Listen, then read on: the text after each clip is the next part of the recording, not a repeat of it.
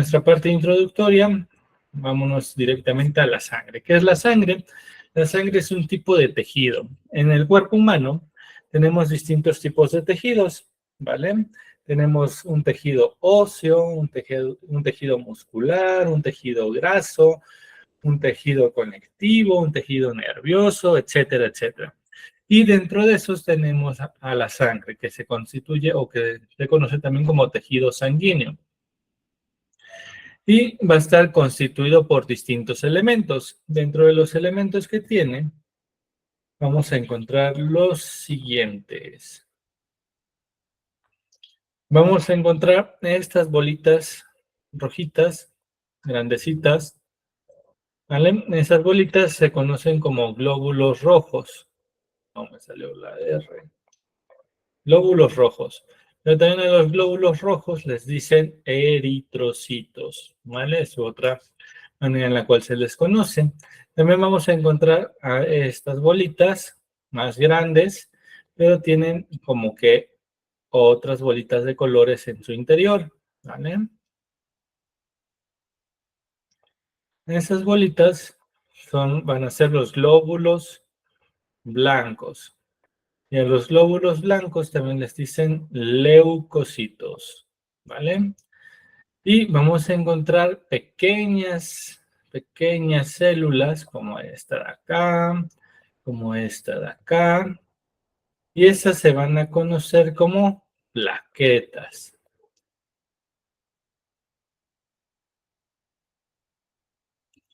O también les dicen trombocitos.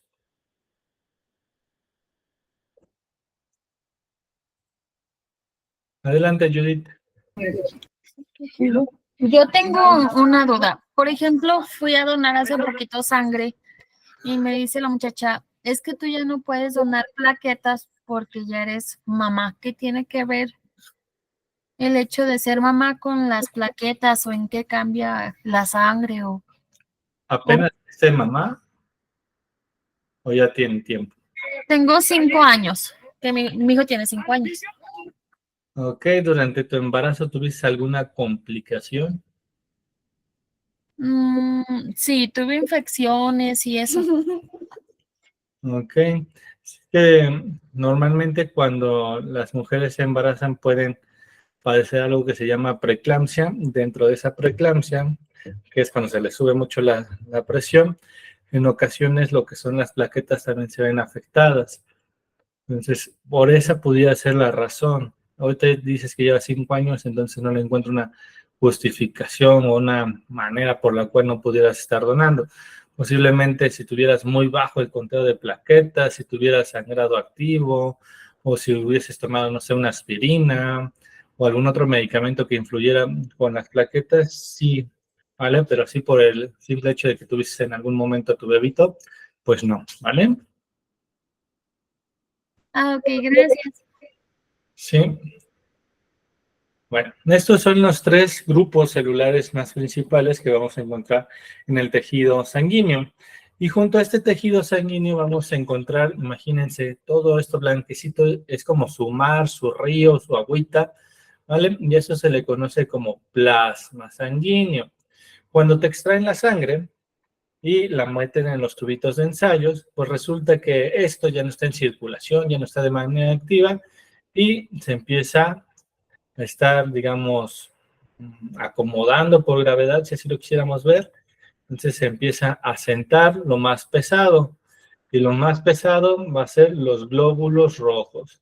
Luego, luego se empieza a formar una pequeña capita, donde vamos a encontrar a los glóbulos blancos y las plaquetas, y el resto va a ser esa como agüita, ¿vale? Imagínenselo así para distinguirlo en colores. Lo que aquí el plasma, cuando ya no está dentro de la sangre, van a escuchar ustedes que le dicen suero, suero, suero. Pero la única distinción o la manera por la cual se le llama suero, principalmente es porque se empiezan a activar o desactivar algunos componentes propios de la coagulación. Pero nada más entiéndalo para familiarizarnos, plasma dentro del cuerpo, suero ya cuando está fuera del cuerpo, ¿vale? Otro dato de interés es que esta sangre va a viajar por un circuito de carreteras. Estas carreteras van a ser los vasitos sanguíneos o los vasos sanguíneos. Y tenemos dos vasos sanguíneos principalmente. Uno que se conoce como venas y otro que se conoce como arterias, ¿vale? Y dependiendo del calibre o el grosor, pues van a cambiar de nombre. Las más gruesas de las arterias pues son las arterias propiamente dichas. Las arterias de pequeño calibre son las arteriolas y las más delgaditas son los capilares arteriales. Y sigue una misma lógica en el caso de las venas. Las venas más grandotas van a ser venas propiamente dichas, unas de mediano calibre, vénulas, y las más chiquitas y delgaditas, los capilares venosos, ¿vale? Y es aquí en los capilares donde se hace la comunicación de la sangre arterial con la sangre venosa y llevan a cabo distintos intercambios. De los más interesantes va a ser el intercambio gaseoso.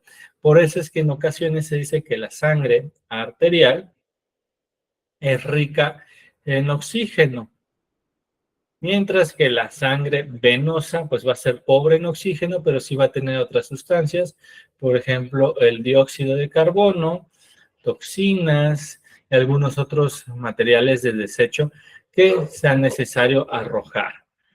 Agregando a ello, pues resulta que toda esta sangre debe de pasar por un sitio en particular. Y ese sitio en particular va a ser el corazón. Entonces nosotros dibujamos aquí un corazón.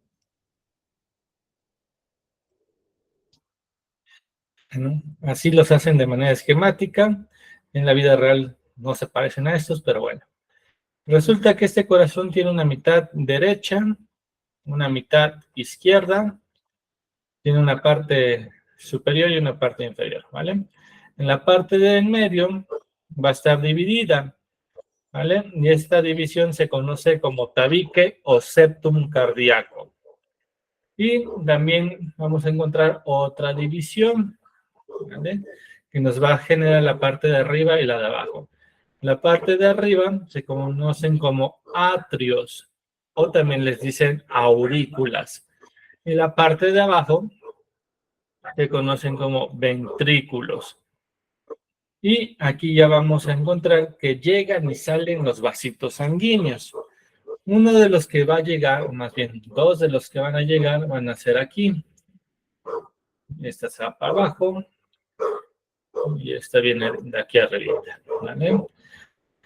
Estas llegan a la aurícula. Y si está del lado derecho, pues va a ser la aurícula o el atrio derecho. Y estas van a ser la vena cava inferior. Y esta de aquí, la vena cava superior.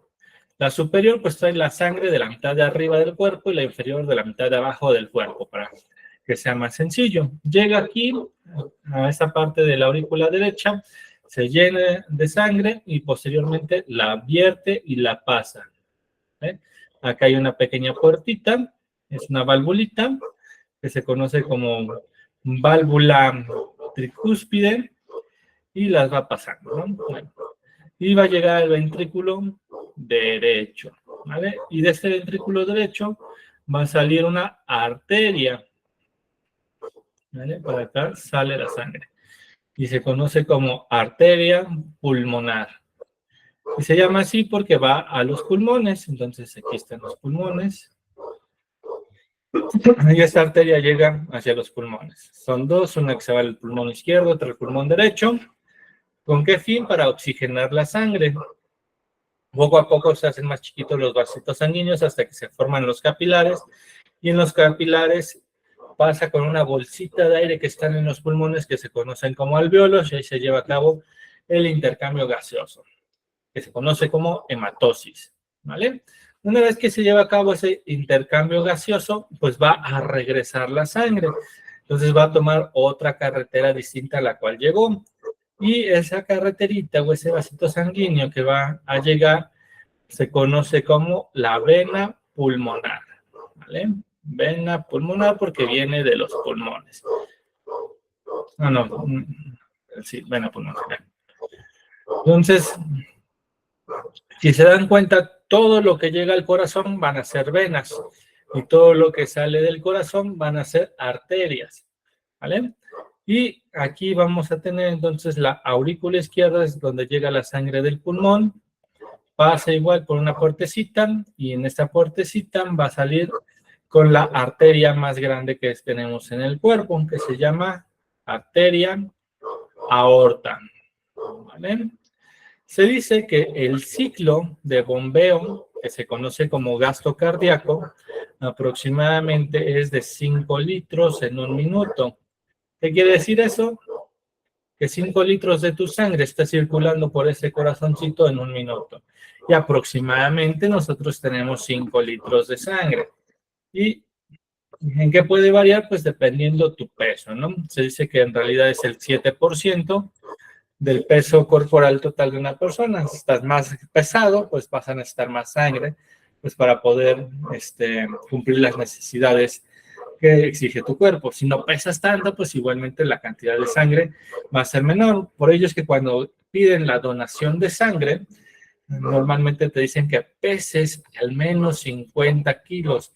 Eso es porque la proporción de sangre que te extraen va a ser, digamos, si pesas menos de 50 kilos, pues prácticamente te quitarían un mayor porcentaje de sangre y te vas a estar descompensando mucho más llamativamente.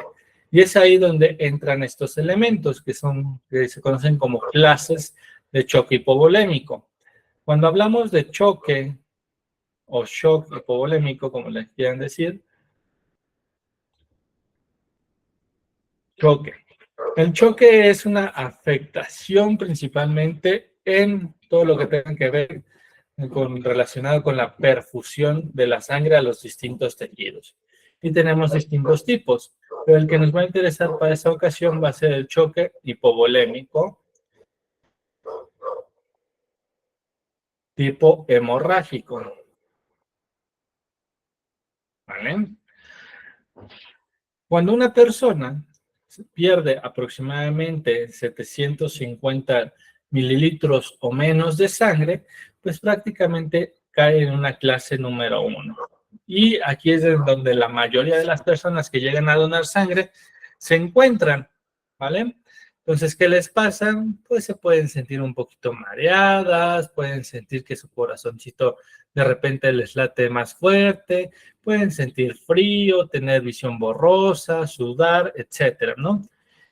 Pero hasta ahí, pues no pasaría nada más. Ya el problemita empieza a surgir en la clase 2, donde la pérdida de sangre es de 750 a 1.5, ¿vale? A partir de ahí, las personas pues ya van a tener una mayor manifestación, sobre todo en el corazoncito. El corazoncito va a empezar a latir más y más fuerte, pues para tratar de compensar la falta de sangre que hay. Imagínate que tu cuerpo humano es como un pocito de agua o una cisterna, ¿vale? Y aquí tenemos nuestra bomba, ¿vale? Esta es la bomba y de la bomba sale toda la tubería, ¿vale? Y dentro de esa tubería hay una que debe de ir a un tinaco, ¿no? Un rotoplas o lo que quieras. Entonces, el agua que se encuentra en la cisterna o en el pozo va a ser la sangre. Si yo tengo menos sangre en la cisterna o menos agua en la cisterna, pero la bomba sigue encendida, pues se quema, ¿verdad? Y es ahí cuando el corazón se fatiga y viene un paro cardíaco, ¿vale? Entonces, lo que hace el corazón cuando hay menos sangre, pues trata de bombearla un poquito más fuerte, porque aquí le están pidiendo sangre o, digamos, ahí le están pidiendo o le están exigiendo agua, pues para cubrir las demandas, ¿no? Y lo más importante aquí el tinaco, que vendrán siendo los órganos esenciales, ¿vale? Por ejemplo, cerebro, por ejemplo, el propio corazón, por ejemplo, los pulmones, y de ahí los términos medios, por ejemplo, los riñones, el hígado, etcétera, ¿no? Y por lo tanto, empezamos a tener este tipo de afectación cuando nos encontramos en esa clase número 2, principalmente aquí, ¿no? Se empieza a forzar la bombita. En la clase número 3, cuando ya se pierde 1,5 a 2 litros de sangre, pues resulta que lo que son los vasitos sanguíneos o estas tuberías se colapsan, ¿vale? Y ese colapso se conoce como hipotensión. Entonces prácticamente el vasito sanguíneo se hace más gordito, se pierde tono, se dilata propiamente. Entonces, sí, a pesar de que el corazón esté bombeando con fuerza, pero este tubito se hace más gordito, ¿vale? Lo que va a pasar es que con la poca sangre que hay, pues se va a empezar a estancar, estancar, estancar, ¿vale? Igualmente con la clase número 4, cuando ya se pierden más de 2 litros de sangre. Y si la sangre se empieza a estancar, pues se pueden generar trombos. Y esos trombos pues pueden tapar por completo la tubería. Imagínate que es el sarro que se le forma ahí a la tubería y de repente ya no pasa el agua por ahí, ¿vale? Entonces, si se tapa, pues vienen los infartos y puede haber infartos en cualquier lado donde haya sangre, en el cerebro, en el propio corazón, en el pulmón, en las piernas, en el intestino, etcétera, ¿vale? A partir de la clase número 3 y número 4 ya es cuando se pone en peligro la vida de la persona. Y es aquí cuando necesitamos, por lo menos en la clase número 3, meterle líquidos a un individuo. Por eso es que en ocasiones se dicen, ponle una carguita de tal liquidito para que podamos compensarlo. En la clase 4, pues normalmente ya necesitamos una transfusión, pues para poder mediar esa situación, ¿vale? Y esto me va a ser de interés porque en ocasiones hay eventos delictivos donde las víctimas llegan a perder sangre. Y si esa sangre es bastante llamativa, como para encajar en una clase 3 o 4, pues se descompensa su cuerpecito y en ocasiones incluso hasta puede fallecer en el lugar de los hechos. Y es ahí donde nosotros tenemos que empezar a armar todas esas piezas que nos están dando en la escena para que yo pueda abordar mi conclusión de manera ordenada. ¿Dudas, preguntas?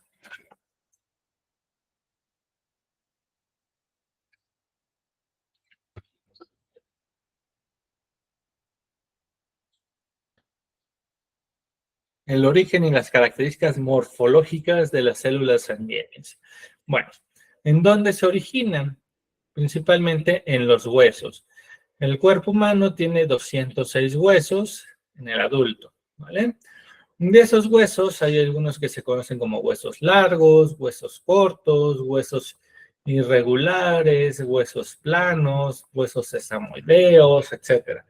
Pero los que más me van a interesar a mí van a ser los huesos planos. ¿Por qué? Porque los huesos planos contienen la mayor concentración de algo llamado médula ósea, y en específico la médula ósea roja, ¿vale? Si ustedes se dan cuenta, esto está más rojito,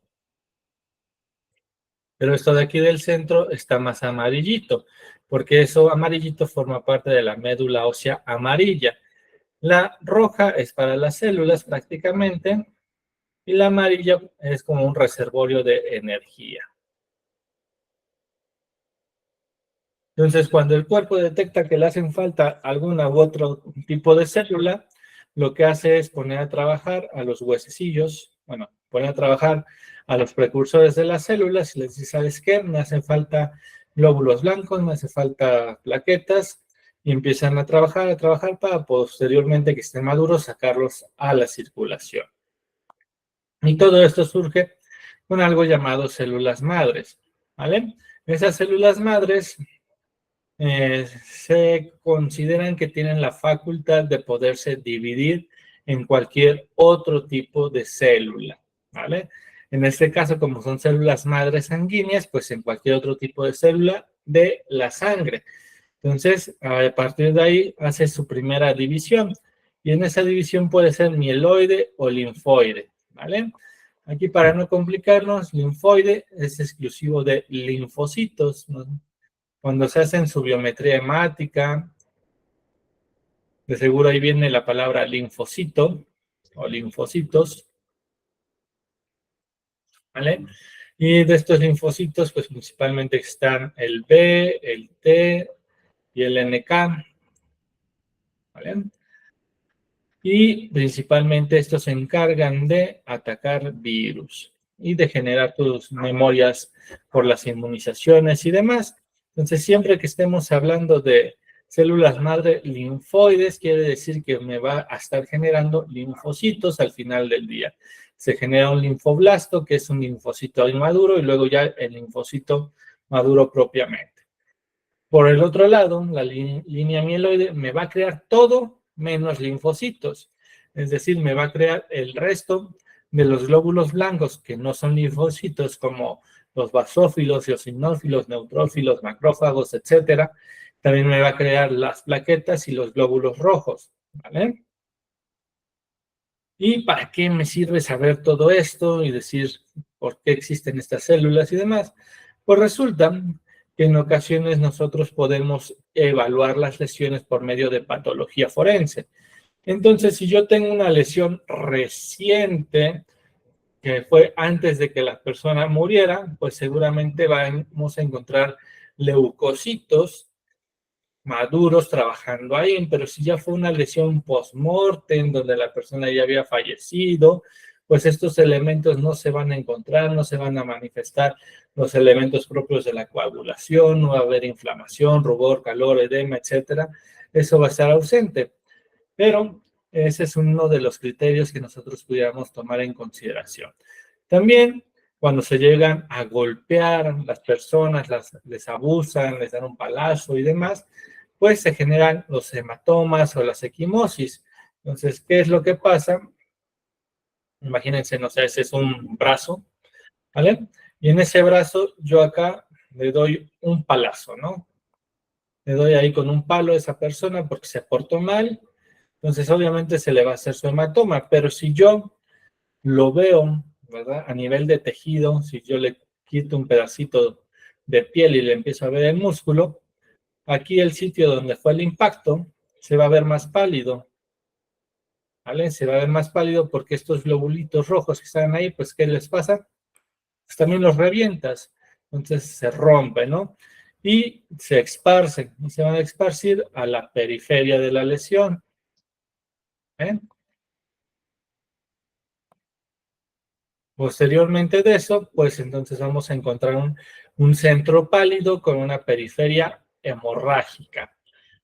Pero si el golpe no perduró tanto, es decir, no fue un contacto sostenido, no quedó prensado ni nada por el estilo, sino que lo saca luego el objeto de la superficie corporal, esta sangre va a ser un intento de reingreso, ¿vale? Al sitio donde fue expulsada. Sin embargo, vamos a encontrar aquí restos celulares todos ahí destrozados y demás, y también vamos a encontrar la liberación de el contenido interno de las propias células. Entonces, digamos que a nivel microscópico, esos son los elementos que empiezan a tomarse en cuenta para saber cómo fue la evolución de la lesión. De hecho, hay algo que se conoce como patología forense, donde mandamos todos estos tejidos y ellos se encargan de decir si es una lesión ante-mortem, es decir, la persona estaba con vida cuando se hizo la lesión, o post-mortem, que la lesión fue cuando ya estaba muerto, y eso pues obviamente nos cambia las líneas de investigación.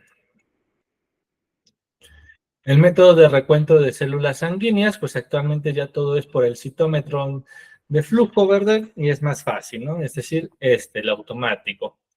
Pero posiblemente en algunos bachilleres que tenían el acceso a un buen laboratorio, pues posiblemente llegaron a visualizar los microscopios, que yo fue lo más que llegué a hacer, ¿verdad? En el bachiller nunca me dejaron usarlo, nada más los veía, pero hasta ahí, ¿no? Ya después en la licenciatura, pues fue otra cosa. Pero bueno, pasas al microscopio y en el microscopio te dan una, llamémosle una rejilla, esa rejilla la pones abajo del lente y viene dividida, ¿vale? Viene dividida de 10 por 10, ¿vale? Así para las prisas, de 10 por 10, y tienes 100 cuadritos en total. Entonces, lo que vas a ver en esa rendija de manera manual es dónde está posicionado el glóbulo rojo, el glóbulo blanco.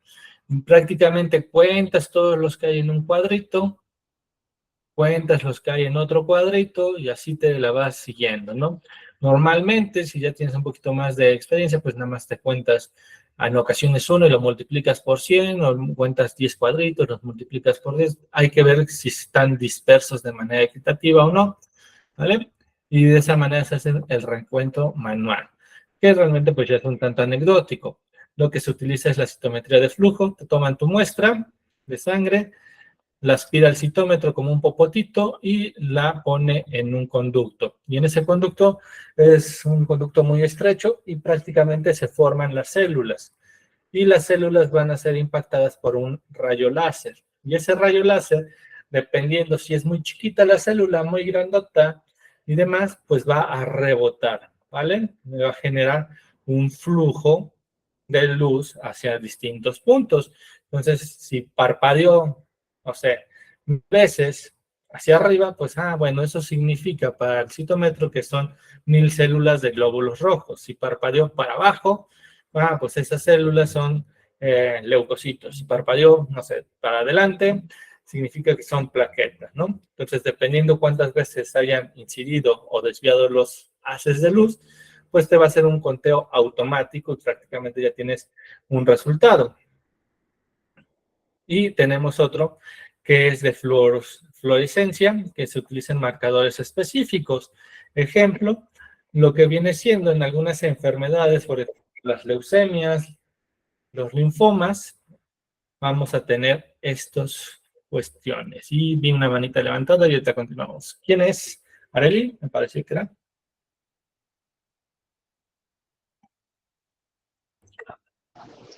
No, me equivoqué, perdón. Te equivocas. Ok, no te preocupes. Bien. Dentro de las leucemias, por ejemplo, que es un tipo de cáncer de las células, leucemia. Existe una leucemia que le dicen linfoide y otra leucemia que le dicen mieloide, ¿vale? ¿Por qué creen que se llamen así? Pongo la pista, ¿no? Porque son el tipo de células que atacan, ¿no? Ataca el sistema inmunológico y debilita, me parece que todos las barreras que tienen para las infecciones. Okay, algo así.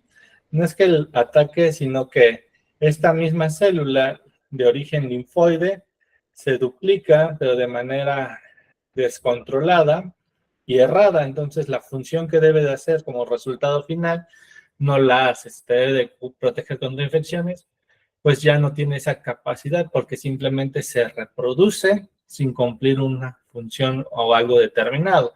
Si es la línea linfoide, pues va a ser una leucemia linfoide. Si es una célula mieloide la que se empezó a reproducir, pues va a ser una leucemia mieloide, ¿vale? Por eso ese nombrecito, para saber de cuál es su origen, ¿vale? Entonces, puede ser que, bueno, ¿y cómo saben de cuál es cada una? Pues resulta, ¿verdad?, que estas células también tienen algo llamado marcadores.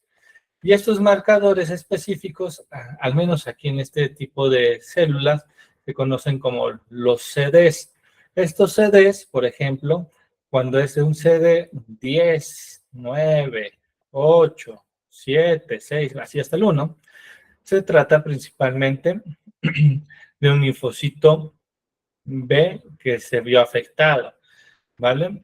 Pero cuando se trata del 11 para arriba, normalmente el linfocito comprometido suele ser un linfocito T, que es una subclase de las leucemias linfoides, ¿no? Entonces, principalmente estos marcadores me orientan ya de manera un poquito más específica de saber cuál es la célula comprometida para que de esa manera se pueda dirigir el tratamiento específico para ese tipo de patologías, ¿vale? Entonces, esta casi no lo usamos y esta sí.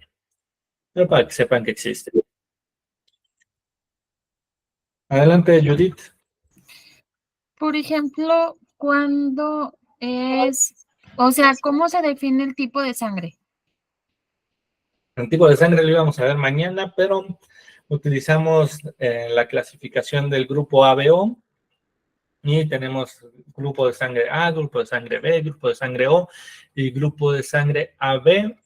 Junto a eso le agregamos algo que se conoce como factor Rhesus o el RH para los amigos, y ese factor RH puede ser positivo y negativo, y con eso tenemos, digamos, 8 categorías básicas de grupos sanguíneos. ¿Te referías a eso? Más o menos. Quería saber, por ejemplo, en el proceso de, o sea, de que tenemos glóbulos blancos, rojos, o sea, en ese proceso, ¿cómo se decide qué tipo de sangre es o cómo es que no sé, cómo se produce cada tipo de sangre? O sea, ¿qué tiene que ver? Ok. Lo que son los glóbulos rojos tienen en su superficie unos, llamémosle unos receptores, unas antenitas que les dicen, yo soy de este tipo, ¿no? Yo soy A, yo soy B, yo soy O, etcétera, ¿no? Entonces, lo que usamos son hacemos una reacción de serología, unimos un antígeno con un anticuerpo y vemos la reacción. Si hay una reacción, que en este caso se conoce como aglutinación, pues es positivo al tipo de sustancia que le hayamos echado. Por ejemplo, le echamos el anti-A y reacciona con el anti-A, pues entonces tiene receptores para que sea un grupo sanguíneo A, y así sucesivamente, ¿vale? Pero eso lo vamos a comentar un poquito más consciente en la siguiente sesión.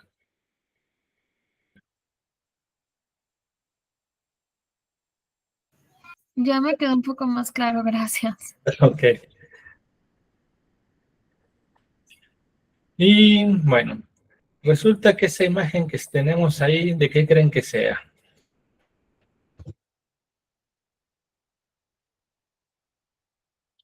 ¿Quién sabe, verdad? Yo también decía, ¿quién sabe? Pero algo que seguro es que esto rojo es más sangre, ¿no? Entonces, eso que es más rojo es más sangre. Entonces, si hay sangre donde no debe de haber sangre, es porque seguramente existió una hemorragia, ¿vale? Entonces, esta es una zona hemorrágica. Luego, si ustedes van siguiendo en la periferia, de repente se empieza aquí como que a romper, y de repente ya se desfigura todo, ¿no? Igual la siguiente línea, ahí va más o menos, ahí la lleva. Igual, aquí se adelgaza bastante, se adelgaza y se ancha con una tonalidad más roja, ¿no? Es que también se una pequeña hemorragia ahí. Entonces todo esto, ya en el microscopio, te dicen, ¿sabes qué? Tenemos un desgarro aquí, más una zona hemorrágica aquí. Y si esto, yo ya sé porque estoy llevando la investigación, resulta que es de una muestra de una persona que sufrió una agresión sexual por vía anal, y resulta que es el desgarro de la línea dentada, pues entonces tuvo que hacer un desgarro o tuvo que haber ejercido pues una fuerza, llamémosle un tanto excesiva, no hubo el cuidado necesario, se forzó, no hubo lubricantes, lo que tú quieras, y por lo tanto se rompe, ¿no? Ya si yo le aumento el zoom, si así le queremos ver a esta imagen, vamos a darnos cuenta que ya van a haber distintas células, y esas distintas células yo las puedo estar contando, recontarlas, y de esa manera saber igualmente cuánto tiempo tiene esta lesión que se generó, más o menos como el ejemplo anterior que poníamos con el palito y el brazo, algo así. Pero además de eso, también me pueden estar orientando en la causa de muerte, en las sustancias tóxicas. Hay sustancias que te deprimen, lo que va a ser el sistema hematopoyético. Hay sustancias que te generan mayor contaminación en la sangre. También por la presencia de estas células se puede estimar un tiempo aproximado de muerte, evaluar el trauma, si fue con vida, sin vida, si hay una enfermedad subyacente y algunas otras cuestiones. Nos podemos estar orientando con ese estudio. Ya en el recuento diferencial de los leucocitos, que recuerden que son los glóbulos blancos, vamos a encontrar distintos, ¿vale? Pueden estar segmentados, es decir, múltiples lóbulos, pueden estar así en forma de herradura, pueden estar así divididos y con granitos o con muchos granitos más, ¿verdad? Y eso va a ser la particularidad de cada uno de ellos. Y por lo tanto yo voy a darme cuenta que a pesar de que son glóbulos blancos, tienen una morfología distinta. La finalidad de la clase no es que se aprenda la morfología, sino que posiblemente sepan para qué se encarga cada uno de ellos. Me parece que lo tenemos a continuación. Bueno, resulta que tenemos los neutrófilos. Los neutrófilos son los que abundan mayormente en la sangre, ¿vale? Después de estos neutrófilos, los que le van a seguir en segundo lugar van a ser los linfocitos, ¿vale? Entonces, primer lugar, segundo lugar, y los eosinófilos y los basófilos pues van a ir al último lugar, ¿vale? Estos monocitos, digamos que están en la sangre de manera inmadura, si así lo quisiéramos ver, y cuando pasan al tejido, es decir, pasan a la piel, pasan al músculo, pasan a la tripita, etcétera, se convierten en otros que se llaman macrófagos, ¿vale? Y ambos tienen la función de fagocitar, es prácticamente se comen a las células malas o a las bacterias y así, ¿vale? Entonces, los neutrófilos principalmente se encuentran en infecciones bacterianas, también se le entran a la guerra contra los virus, también le entran a la guerra contra parásitos o contra cualquier otra cosa desconocida, ¿no? Incluso alergias y demás. Pero su principal punto de enfoque va a ser las bacterias. Los eosinófilos, ellos por su cuenta, van a estar atacando principalmente parásitos, llamémosle los gusanitos, las amibas o cualquier otro parásito. Pero también se van a estar relacionando con las cuestiones de alergia. Si eres alérgica al polen, a los gatos, a los exnovios o a lo que sea, pues estos son los que se van a estar activando. Junto con ellos, pues van a estar trabajando los basófilos, ¿vale? Los basófilos, si ven la imagen anterior, los basófilos y los eosinófilos tienen estos granitos, ¿vale? Esos granitos los sueltan para atacar a los parásitos, pero resulta que en el cuerpo humano también los llegan a soltar cuando un alérgeno o algo que a lo que eres alérgico entra en contacto con tu cuerpo y es donde se produce la manifestación de que se te cierra la garganta, te salen granitos, te lloran los ojitos o cosas por el estilo, ¿vale? Los linfocitos, como ya habíamos mencionado hace ratito, principalmente atacan a los virus y los monocitos, pues lo que le pongas enfrente lo empieza a corretear casi. Entonces, ¿para qué me sirve esto? Bueno, pues resulta que yo puedo considerar cuál es el porcentaje que está más aumentado, más disminuido y demás. Ejemplo, existe una víctima de un delito de violación y de repente yo empiezo a notar que posiblemente sus eosinófilos empiezan a aumentar cuando normalmente tenemos 0 o 1 por campo, ¿verdad? Entonces yo veo que tiene 10, 15 o incluso más, ¿no? Entonces, posiblemente, ¿verdad? Pudiera haber contraído una infección de transmisión sexual por algún tipo de parásito, por ejemplo, unas tricomonas, que son parásitos, y entonces eso me eleva mis eosinófilos. Entonces, de esa manera yo ya empiezo a tener cierta sospecha que no solamente fue el evento, sino que también pudo haber tenido una consecuencia como la infección de transmisión sexual. O otra cuestión, ¿no? Resulta que te demandan a un médico, yo voy a investigar y veo que de repente le pasaron, no sé, un medicamento el cual hizo reacción alérgica, pero nunca se documentó que era alérgico a eso, ¿no? Entonces hay que investigar si efectivamente fue el medicamento lo que generó su deceso o incluso fue ya la patología previa que pudiera haber tenido. Entonces, estudiando un poquito de esto, de las cantidades o las presencias de células que se puedan estar teniendo, puedo yo tomar una decisión. Después viene la hemoglobina y sus derivados. La hemoglobina es una proteína que se encuentra en los glóbulos rojos, ¿vale? Entonces, ¿qué hace la hemoglobina? Pues principalmente se une con el oxígeno, ¿vale? o con el dióxido de carbono, dependiendo en qué sentido vaya, ¿no? Si va para los pulmones, pues lleva dióxido de carbono. Si viene de los pulmones, si va para el cuerpo, pues normalmente lleva oxígeno. Y junto con estos, o de manera acarreadora, los glóbulos y toda la sangre pues va arrojando otro tipo de sustancias. Y también esa hemoglobina se puede modificar a otros tipos de estructuras y ahorita los comentamos. Resulta que el adulto normalmente tiene esta hemoglobina, la que se conoce como tipo A. Y los bebitos recién nacidos o los fetos tienen esta que es la hemoglobina fetal, ¿vale? Existe algo que se conoce como dosimasias, que son una serie de pruebas que se utilizan para saber si los bebés respiraron al momento de su nacimiento o nacieron muertos, ¿no? Y estas las utilizamos pues principalmente pues para investigar si se trata de una muerte infantil o si se trata de una muerte fetal, ¿no? Porque si nació, respiró y murió, pues ya es una muerte infantil. Si nació muerto, pues una muerte fetal, ¿no? Entonces, otra manera en la cual yo pudiera estar distinguiendo eso es también por la concentración de oxígeno.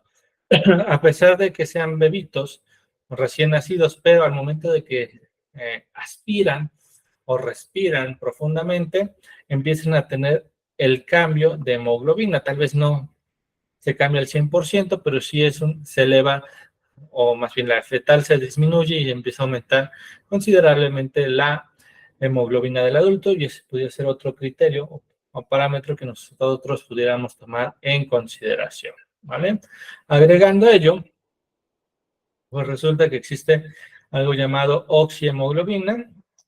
La oxihemoglobina, pues es una hemoglobina rica en oxígeno, pero también existe la carboxihemoglobina. Esta carboxihemoglobina es malvada, ¿vale? ¿Por qué es malvada? Porque normalmente lleva pegada un monóxido de carbono, y en el monóxido de carbono principalmente se da por intoxicaciones por humo inhalado. Ejemplo, pones tu anafre para cocinar tus tamales porque se te antojaron, pero estás en un cuarto cerrado y estás ahí duro y duro soplándole con ¿cómo fue el nombre de ese abaniquito? Y pues obviamente vas a estar respirando más humo, ¿no? O vas a ir, no sé, a una excursión y de repente ponen una fogata, pero tienes frío y tú te acercas bastante a donde está saliendo el humo, pues también, ¿no? O estás esperando tus tacos de asada y todo el humo te está dando en la cara, pues seguramente vas a estarlo inhalando y eso va a empezar a aumentar tus concentraciones de carboxihemoglobina. Lo que pasa es que ahí este monóxido de carbono se aferra íntimamente a la hemoglobina, ¿vale? Entonces no se sueltan, y a pesar de que no se sueltan, pues van por todo el cuerpo humano y pues no le es de utilidad el monóxido de carbono. Entonces es como si al final del día no pasara oxígeno. ¿Y qué pasa con el resto de las células y tejidos? Pues empiezan a morir, ¿no? En términos sencillos. Pero también tenemos otros dos, la sulfahemoglobina y la hemoglobina. La sulfahemoglobina principalmente es como una enfermedad propia de la sangre, y la metahemoglobina principalmente la llegamos a encontrar en otros tipos de intoxicaciones o envenenamientos, se puede estar produciendo y en una que otra enfermedad, ¿vale?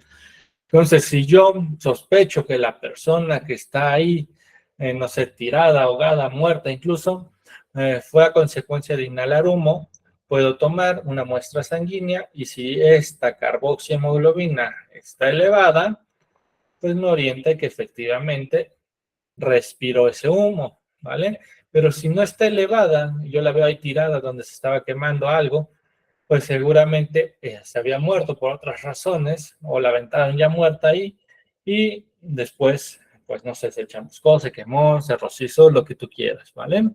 Y no fue propiamente por la intoxicación del humo. Las características generales y métodos de determinación cuantitativa, pues aquí en el caso de la sangre nosotros pudiéramos dividirla si es para un enfoque hematológico o serológico, que es lo que más me va a estar importando. Y por ello, Cuando hablamos estrictamente de hematología, pues es lo que estábamos comentando ahorita, ver cuántas células, ver cuánto hay de hemoglobina, ver cuánto hay de cada grupo de célula, ver si la persona está enferma, está sana, tiene algún problemilla y listo, ¿no? Pero cuando hablamos de serología, aquí es cuando principalmente vamos a hacer reacciones de antígenos y anticuerpos para saber si la persona tiene algún tipo de enfermedad, para saber su grupo sanguíneo, para saber si ha sido infectada con alguna cuestión, si es compatible a que le pasen determinada sangre, etcétera, etcétera, ¿vale? Y esta serología también yo la puedo estar aplicando a otros fluidos que no necesariamente sea sangre. Por ejemplo, puedo aplicar pruebas de antígenos, anticuerpos con piel, corazón, cerebro, con orina, con vómito incluso, ¿vale? Y vamos a estar buscando algunos elementos puntuales. El valor del hematocrito y el índice eritrocitario, principalmente lo que es la hemoglobina, que diga, lo que es el glóbulo rojo, me va a arrojar de manera directa el hematocrito. ¿Qué quiere decir? El hematocrito es el porcentaje de glóbulos rojos que hay en la sangre, ¿no? Decíamos, nosotros podemos poner nuestro tubito aquí y se colorea todo esto de glóbulos rojos y el resto queda con otros materiales, ¿no? Glóbulos blancos, el suero, etcétera. Entonces yo digo, tiene 40% de hematocrito, es decir, 40% de mi muestra corresponde a glóbulos rojos, ¿vale? Aunque es un poquito más confiable medir directamente los glóbulos rojos, ¿vale? Y también tenemos otros dos elementos, que es la velocidad de sedimentación, no es bueno, el volumen corpuscular medio, BCM, y este BCM normalmente lo estudiamos junto con la hemoglobina. Si yo veo que la hemoglobina baja, ¿qué decimos que tiene la persona? ¿Alguien sabe?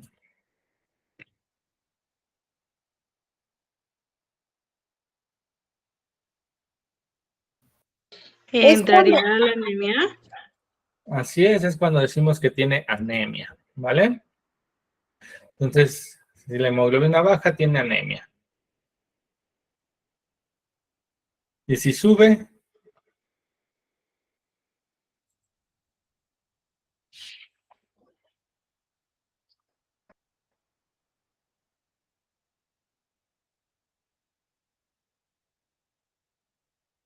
pues quién sabe, ¿verdad?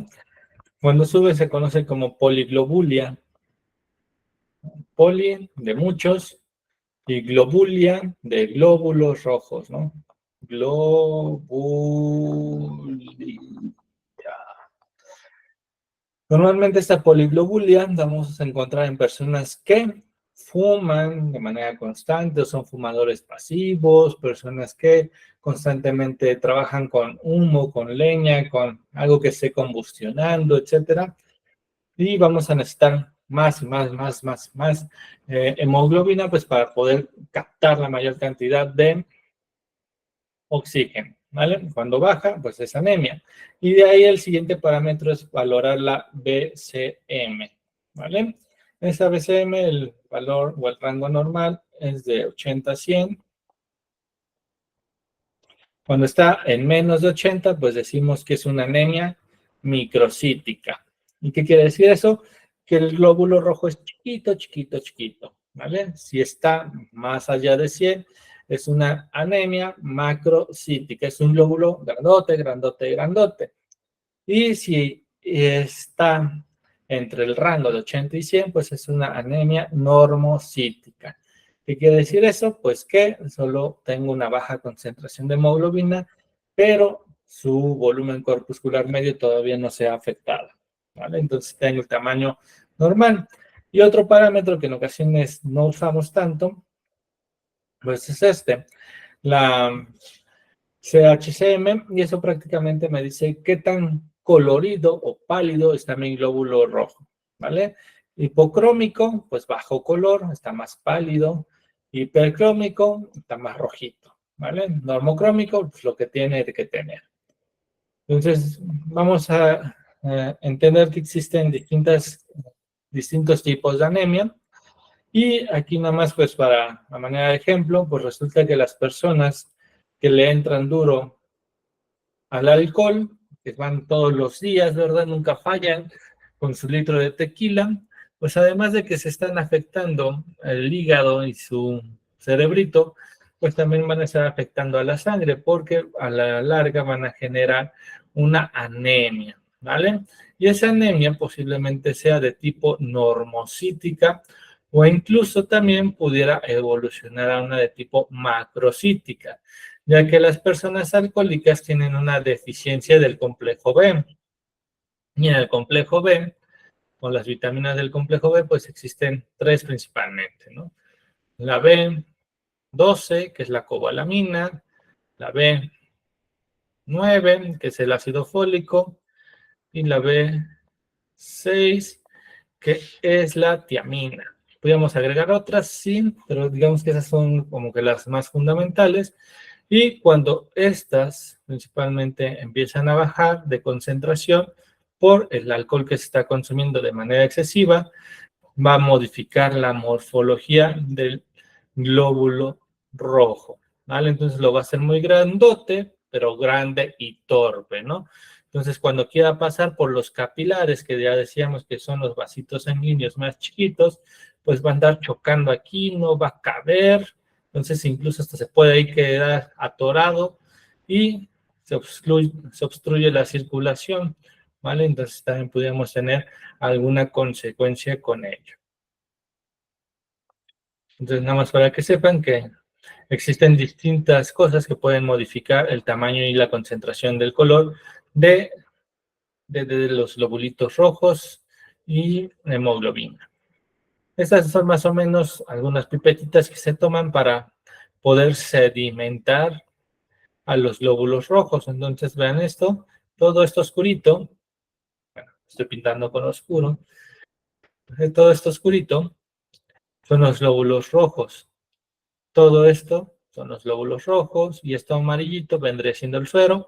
Y algo muy finito que se forma entre el suero y los glóbulos rojos, pues van a ser las plaquetas y los leucocitos, ¿vale? Entonces la eritrosedimentación, yo pongo estos tubitos y los dejo ahí 1 hora estacionados. Regreso después de esa hora y veo cuánto se desplazó, cuántos milímetros avanzó. Y dependiendo cuántos milímetros haya avanzado, ¿vale? Pues es conforme, es el resultado que te arrojan. Seguramente si te has hecho un estudio de sangre, te lo van a poner así como BSG, que es la velocidad de eritrosedimentación globular, ¿no?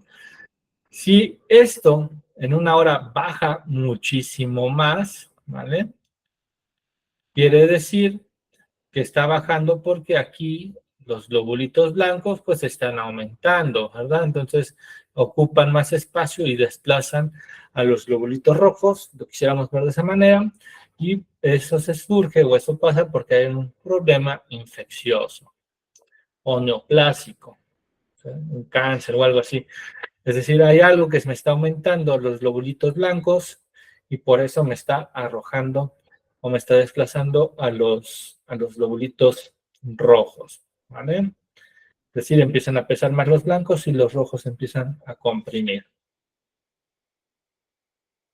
Entonces, eso en un contexto de algún tipo de muerte, entonces yo puedo enfocarlo para saber si fue por una muerte principalmente infecciosa, si veo que su volumen de eritrosedimentación está muy aumentado, veo que también tiene leucocitos aumentados a favor de los neutrófilos muy altos, ¿verdad? Pues posiblemente sí me haga sentido de que murió más por la infección que por lo que, no sé, por otra cuestión, ¿no? Imaginemos que lo hayan atropellado, tuvo fracturas expuestas y murió por la infección que le dio por las fracturas expuestas, sino tanto por el accidente automovilístico propiamente, ¿no? Por el daño de las fracturas. Otras propiedades físicas de la sangre. Entonces, la sangre también tiene propiedades. Puede tener retención superficial, puede tener viscosidad, densidad, colores específicos, el pH, una temperatura y demás. Entonces, si ustedes han cortado o han agarrado sangre, no es completamente líquida, sino que es como media pegajosilla, y es porque tiene cierto grado de viscosidad. Digamos que es como aceitada la sangre, pues eso, porque en la sangre también va la grasa que nosotros consumimos. Si vas y te echas tu barbacoa, pues esa barbacoa, la grasita va a ir circulando en la sangre, pero como la sangre va calientita, pues como cuando está la manteca, se calienta, ¿verdad? Y pues va circulando como si fuera aceitito, ¿no? Y eso le genera cierta viscosidad. Si está excesivamente, no sé, resbalosa la sangre, pues puede darte de manera indirecta, que posiblemente tenga una mayor concentración de grasas, ¿vale?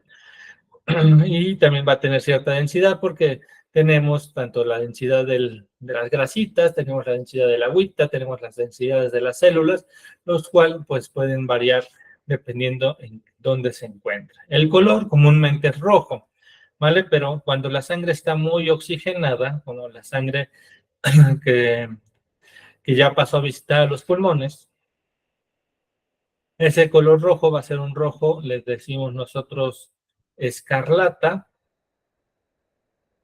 y cuando ya es pobre en oxígeno, que va apenas a los pulmones a sacar el desecho, pues es un rojo oscuro, ¿vale?